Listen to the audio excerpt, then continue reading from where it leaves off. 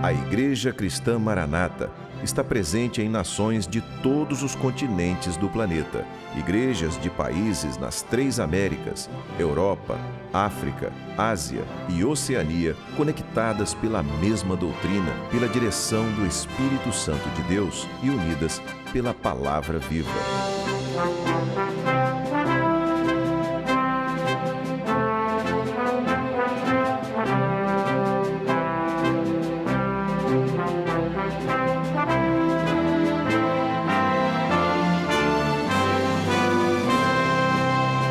Irmãos de todas as partes do mundo participam de um mesmo culto, em conjunto, no mesmo corpo e no mesmo espírito.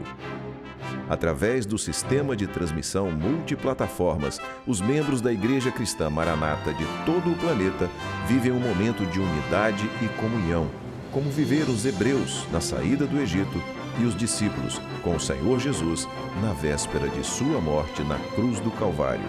Pessoas de todas as partes do mundo têm sido alcançadas pelo Evangelho eterno e pela mensagem da breve volta do Senhor Jesus.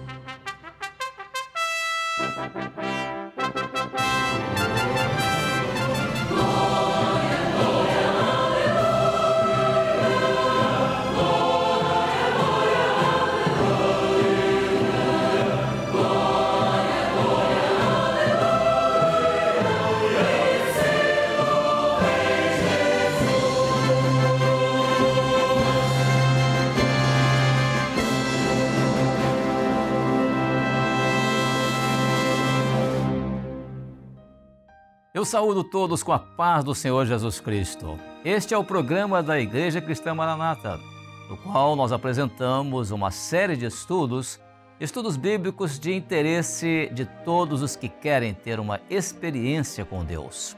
E nós estamos iniciando hoje aqui alguns estudos relacionados aos milagres que o Senhor Jesus realizou. E para falar sobre os milagres realizados pelo Senhor Jesus, nós vamos iniciar pelo primeiro milagre que foi realizado por Jesus na cidade de Caná da Galileia. Este foi o milagre da transformação da água em vinho.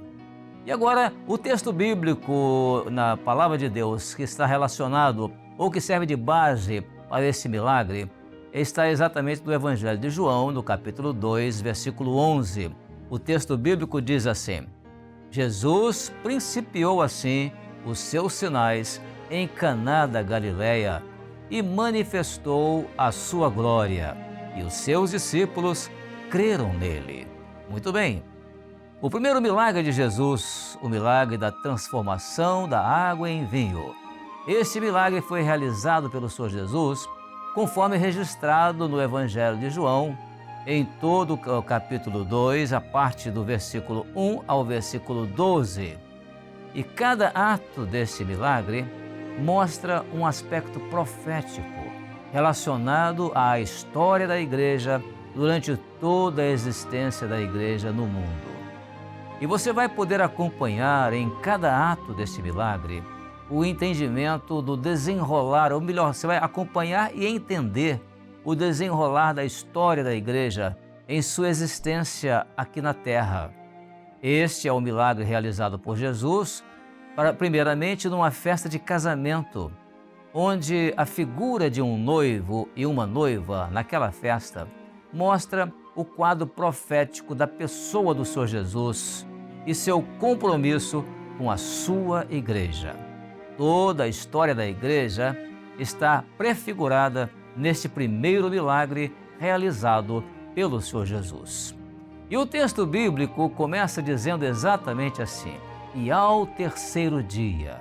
E a pergunta é, por que o terceiro dia? Porque o primeiro dia estava relacionado ao dia da morte de Jesus na cruz, lá no Gólgota, do Calvário. O segundo dia marcou o momento em que o seu corpo estava no túmulo. Porém, o terceiro dia foi o dia da ressurreição do Senhor Jesus, quando ele venceu a morte e ele saiu vivo do túmulo, vencendo a morte. Ele morreu, mas ressuscitou, para ser agora o noivo da igreja. Por isto é que o texto inicia dizendo: e ao terceiro dia, falando da morte e ressurreição do Senhor Jesus. No terceiro dia, vai iniciar exatamente a festa da igreja, aquela festa que se deu após a ressurreição do Senhor Jesus, aquele momento festivo, ou seja, a festa do período da graça de Deus, que foi oferecida aos homens. A festa da graça de Deus ela se resumiu exatamente em duas palavras: morte e ressurreição de Jesus. Era a festa de um casamento profético, ao terceiro dia, após a morte e ressurreição de Jesus, que passou agora a ser o noivo e a igreja passou a ser a noiva. São duas figuras nesta parábola. As bodas de Caná da Galileia, o texto vai iniciar dizendo assim: fizeram-se umas bodas em Caná da Galileia. A palavra bodas significa festa de casamento. Jesus iniciou seus milagres exatamente em uma festa de casamento. Por quê? Porque o casamento está relacionado com compromisso. Esse foi o compromisso do Senhor Jesus, de vir ao mundo para resgatar o homem do pecado e ter a sua igreja composta de todos os remidos ou resgatados da condenação do pecado. Foi assim, então, que iniciou a igreja de Jesus. A festa aconteceu lá na cidade de Caná da Galileia, o lugar onde Jesus principiou seus milagres, porque não aconteceu em Jerusalém. E é uma pergunta, você pergunta, por que esse milagre não aconteceu em Jerusalém? Logo em Caná da Galileia. Tudo isso estava dentro de uma profecia, tudo isso era profético, visto que a Galileia era conhecida como a Galileia dos gentios ou Galileia das nações, conforme profetizou o profeta Isaías, dizendo: mas a terra que foi angustiada não será entenebrecida. Ele envelheceu nos primeiros tempos, a terra de Zebulon e a terra de Naftali, mas nos últimos a enobreceu, junto ao caminho do mar, além do Jordão, a Galileia dos gentios. O profeta Isaías profetizou com essas palavras no capítulo 9 do livro de Isaías, no versículo 1. Deus tornou a Galileia uma terra nobre, porque nela Jesus, o Filho de Deus, foi exatamente ali iniciar o seu ministério terreno. E Deus, interessante que ele prometeu que esse lugar iria sair das trevas, não será entenebrecida. Era a expressão do profeta Isaías.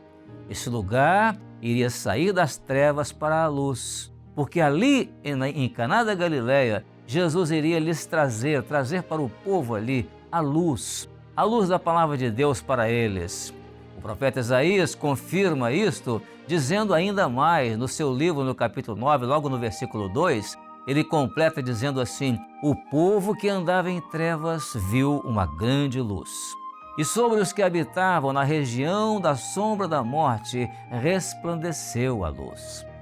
Este milagre, sendo realizado em Caná da Galileia, foi uma confirmação de que Jesus veio para os seus. Mas os seus não o receberam. Estes eram os judeus contemporâneos do Senhor Jesus. Aqueles para quem o Senhor Jesus foi enviado, na verdade, eles não creram nele. Está escrito isso na Bíblia. Mas a tantos quantos o receberam Jesus nos seus corações. Ou seja, os gentios que creram nele. O Pai lhes deu o poder de serem chamados filhos de Deus. E o versículo no capítulo 1 de João, verso 11 e 12, diz exatamente assim: ele veio para o que era seu, mas os seus não o receberam. Mas a tantos quantos o receberam, deu-lhes o poder de serem feitos filhos de Deus, aos que creem no seu nome. João capítulo 1, verso 11 e verso 12. O milagre realizado em Caná da Galileia mostra que, a partir do terceiro dia, a noiva, ou seja, a igreja de Jesus, ela seria composta de gentios, ou seja, povos que não tinham origem judaica. Por isso, então, aquela festa foi exatamente em Caná da Galileia.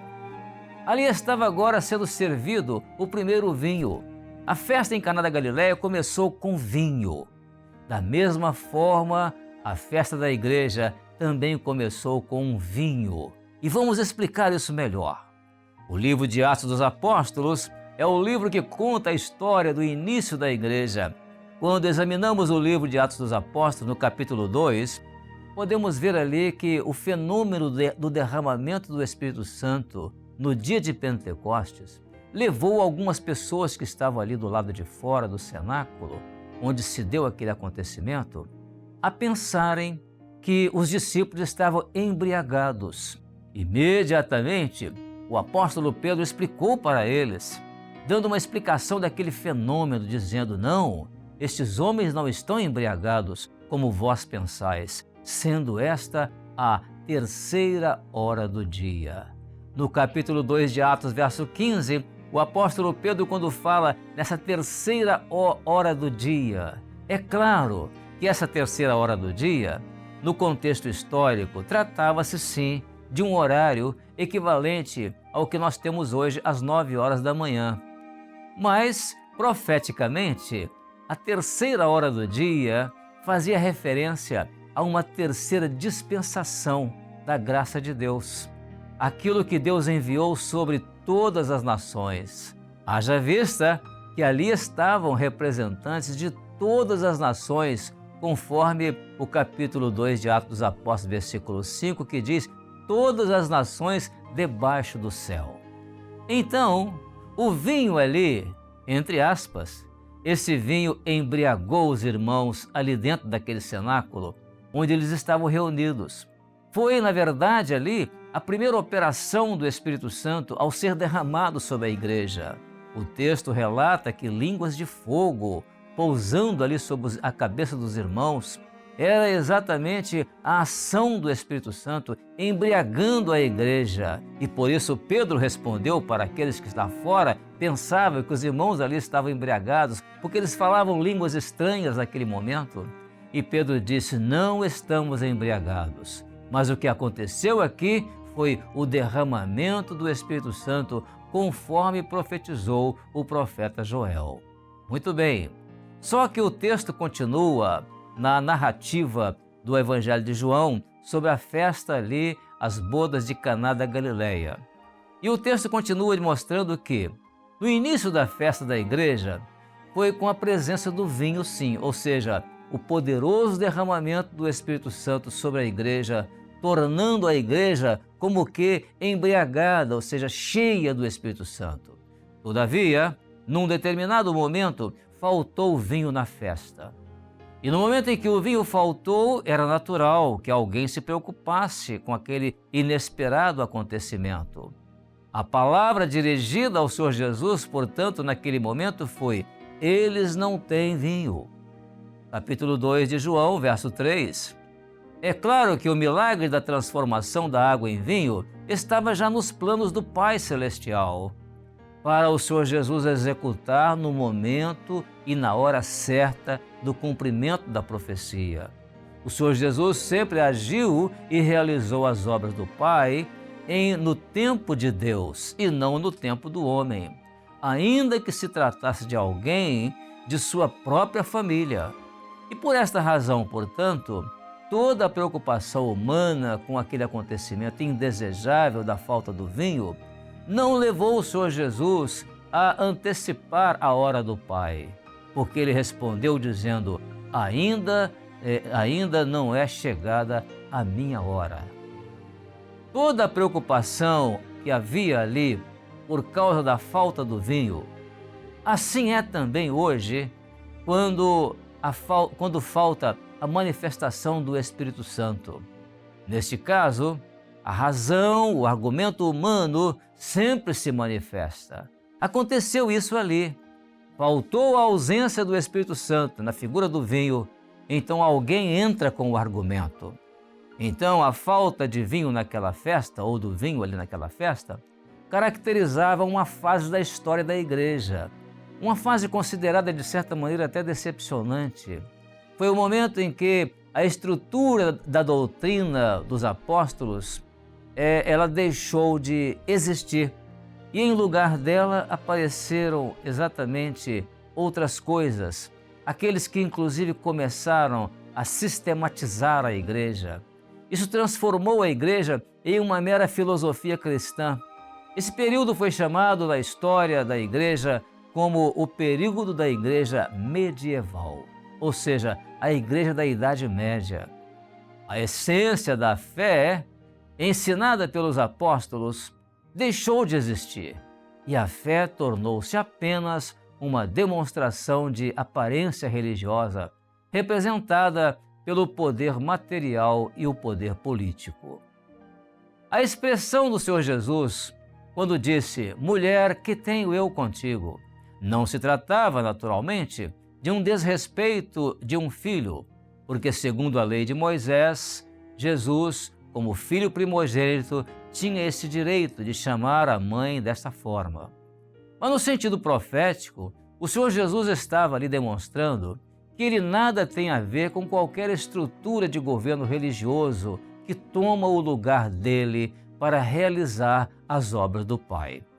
Portanto, na Idade Média, literalmente, no sentido profético, faltou o vinho, porque a estrutura religiosa daquele período deixou de ser serva e passou a ser senhora.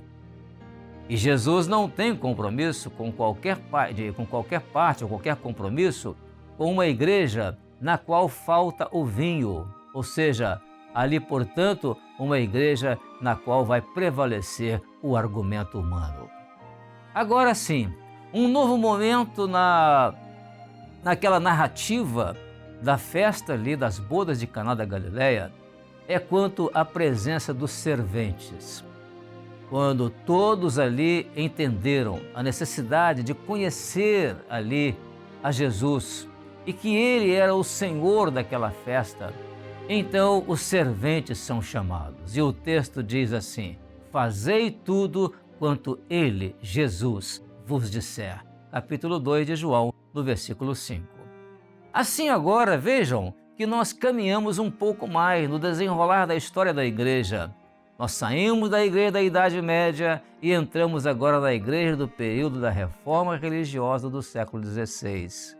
Até aquele momento, os serventes não tinham aparecido ainda na história. Agora eles aparecem na pessoa daqueles que recompuseram tudo aquilo que o Senhor Jesus e os apóstolos ensinaram à igreja desde o início. Eles tiveram um objetivo, que era encher ali de águas aquelas talhas. O Senhor Jesus disse aos serventes, enchei de água estas talhas, capítulo 2, verso 7 de João. E as talhas estavam vazias, eram de pedra, estavam lançadas num canto qualquer daquela casa, porém, elas cabiam muita água. A água é símbolo da palavra de Deus. Quantas talhas haviam ali? O texto diz, eram 6 talhas. 6 é um número que representa o homem. O homem estava vazio, duro, ou seja, incrédulo. Ele estava duro como pedra e desprezado pela estrutura religiosa daqueles dias. O transbordar do Espírito Santo ali vai ocorrer agora no momento em que aquelas talhas são totalmente cheias. A ordem era, enchei d'água essas talhas. E era para serem cheias até transbordar. Aquela água dentro daquelas talhas transbordantes foi exatamente transformada em vinho, e isso somente no momento quando foi levada aquela água ao mestre-sala, porque a ordem era do Senhor Jesus. O mestre-sala era o amigo do noivo. Ele era escolhido pelo noivo para cuidar da festa, em todos os atos daquela festa. Aquelas 6 talhas agora representavam, diferentemente de antes, o homem cheio do conhecimento da palavra de Deus. A palavra de Deus inspirada pelo Espírito Santo. Todavia, quando a palavra de Deus é revelada ou inspirada pelo Espírito Santo, então ela é transformada em vinho, ou seja, ela traz uma embriaguez espiritual, o homem fica cheio do Espírito Santo de Deus e assim ele passa agora a raciocinar em função do vinho espiritual que bebeu, que é o Espírito Santo. E a palavra inspirada, ela sacia a sede como água, mas a palavra revelada pelo Espírito Santo, ela embriaga como vinho. O apóstolo Paulo recomenda: não vos embriagueis com o vinho em que há contenda, mas enchei-vos do Espírito Santo. Paulo faz essa recomendação em sua carta que ele escreve aos Efésios, no capítulo 5, versículo 18.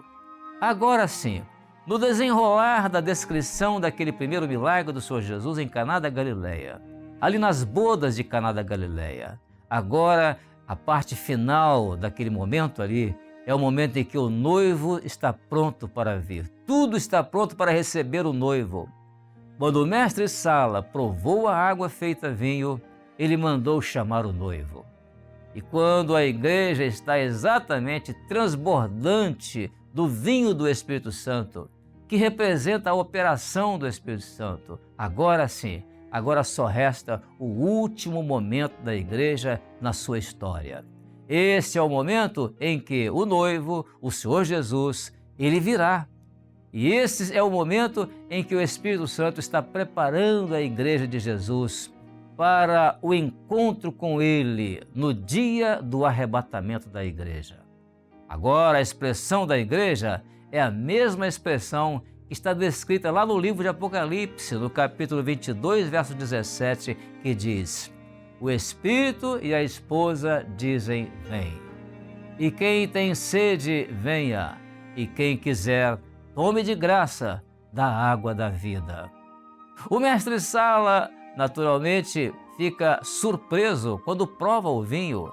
E ele diz: todo homem põe primeiro o bom vinho e depois ele serve o vinho inferior.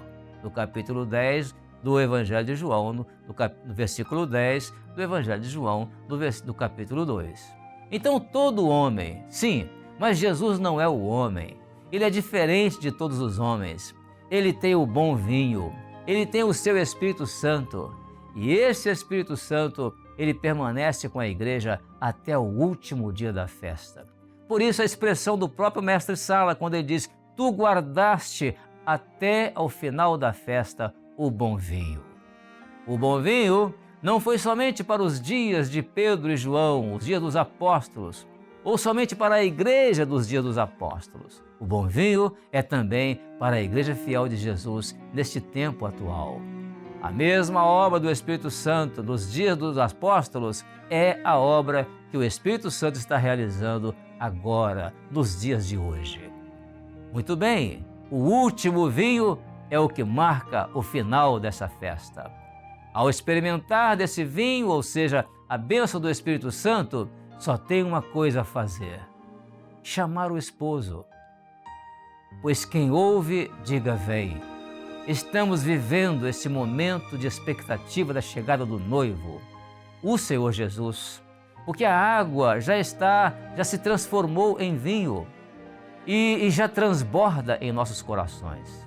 E quanto mais tomamos desse vinho, que é o Espírito Santo, mais embriagados do Espírito Santo nós ficamos, ou seja, mais preparados para o dia do arrebatamento da igreja.